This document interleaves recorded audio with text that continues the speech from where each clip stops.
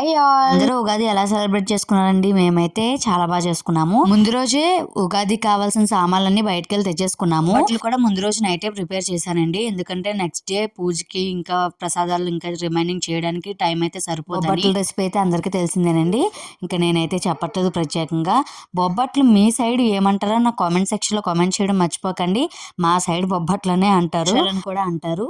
ఇంకా బొబ్బట్లు అయితే చేయడం కంప్లీట్ అయిపోయింది. ఇంకా నెక్స్ట్ డే మార్నింగే లేచి మొత్తం ఇల్లంతా క్లీన్ చేసుకుని ఇలా ముగ్గులు అయితే వేసుకున్నాను. ఇంకా చిన్నగా డెకరేషన్ అయితే చేశాను. గది పచ్చడి కూడా అయితే ప్రిపేర్ చేసేసానండి. మా సైడ్ అయితే మేము ఇలాగే చేసుకుంటాము, వాటరీగా. ఒక్కొక్కరు ఒక్కొక్క రకంగా చేసుకుంటారు, మాకైతే ఇలాగే ఇష్టం అండి. ఉగాది పచ్చడి మాత్రం చాలా బాగా వచ్చింది.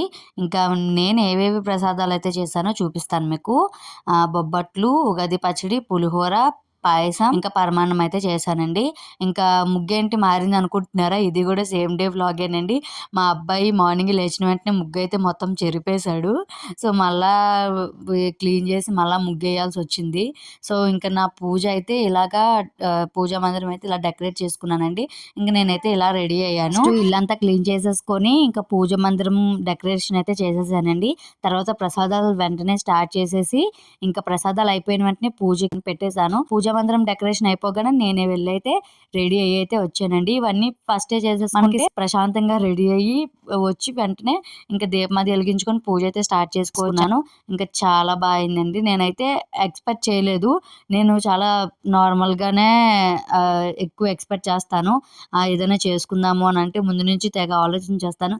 బట్ ఈ ఉగాదికి అసలు అన్ఎక్స్పెక్టెడ్ గా అలా ముందు రోజు వెళ్ళి అలా అన్ని తీసుకొని వచ్చాము.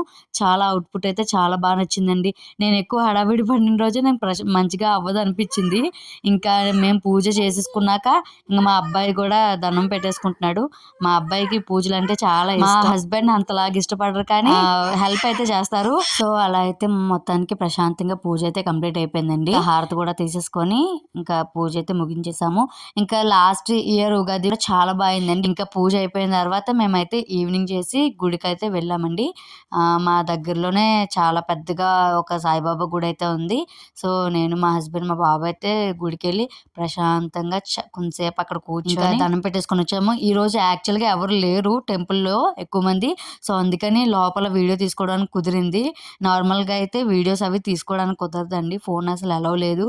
ఈ టెంపుల్కి చాలా పెద్దది సాయిబాబా టెంపుల్, చాలా పీస్ఫుల్గా కూడా ఉంటుంది. ఇంకా దండం పెట్టేసుకొని ఇంకా ఇంటికైతే స్టార్ట్ అయిపోయాము.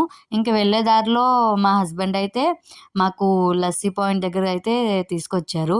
ఇంక ఇక్కడ నుంచి నేను ఒక లస్సీ, డ్రై ఫ్రూట్ లస్సీ, ఇంక మా బాబుకి మ్యాంగో లస్సీ అయితే తీసుకొని ఇంటికైతే వెళ్ళిపోయానండి. మా ఉగాది వ్లాగ్ అయితే ఎలా ఉందో కామెంట్ సెక్షన్ లో కామెంట్ చేయడం అస్సలు మర్చిపోకండి. వీడియోగా నచ్చినట్టయితే లైక్ చేయండి, షేర్ చేయండి, సబ్స్క్రైబ్ చేయడం మర్చిపోకండి. Thank you for watching.